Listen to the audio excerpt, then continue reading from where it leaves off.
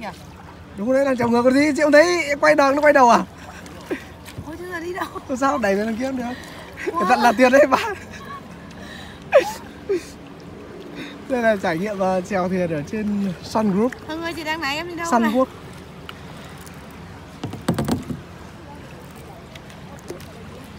Cháu ra đằng kia đi. Chị đẩy ra nhá. Đấy đi. Nha.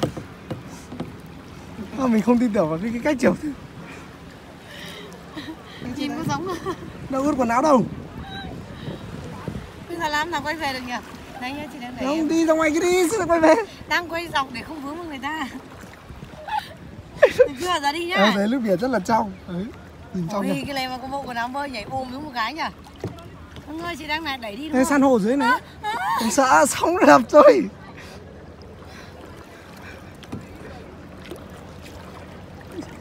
Không đi được.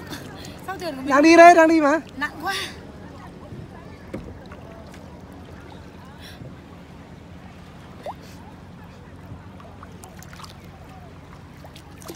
Wow.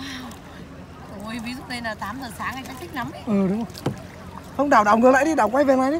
Thế nào? Đảo về này này. Không phải. Không phải, chị đang này em.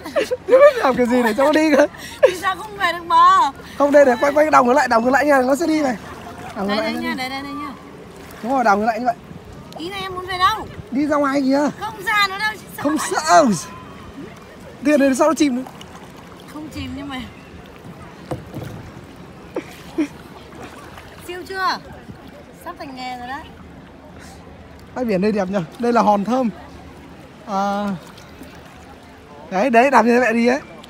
Không, chị phải đạp cả hai bên, không bị lệch sang bên này. Đấy. Chị đánh sang bên nào nó sẽ đi sang bên đấy.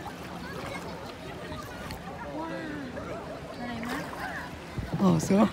Đạp đây chả sướng à? Đây là đang móc lột Đi vòng tròn rồi. Đạp sang bên này, Đạp sang đấy đâu. Để nó ra ngoài này. Không theo ý mình.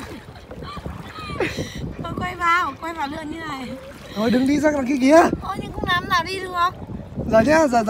Đây chị đang đẩy này để chị quay mũi thuyền này, mày đẩy chị đi đi. Giờ chị phải cầm điện thoại để em đẩy đi cho. Chị cầm điện thoại là thoải mái hơn đúng không?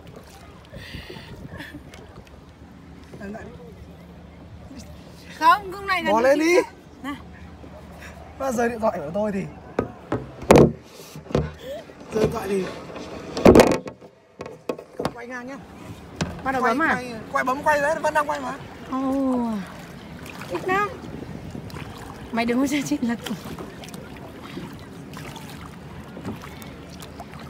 Wow, bập bành Hưng ơi. Đấy, không biết cách lái gì cả, đấy em lái chuyên nghiệp. Cái quay này nó không quay ngược lại mặt mình à? Không. Wow. Quay hết cả bốn ấy xung quanh đi, 4 phần.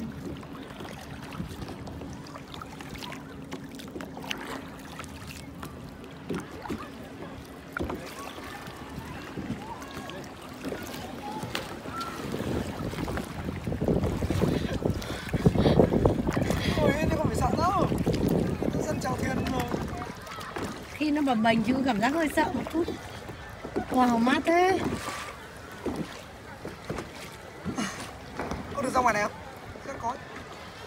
Không biết nhưng mà không làm nào quay lại được. Có cái này. Chị không ra ngoài nữa đâu, chị sợ lắm mọi người vào đi. Không đi ra ngoài cái vòng này đâu. Giờ phải quay đầu đến bây giờ vào được chứ. Chị tạm dừng máy quay đây.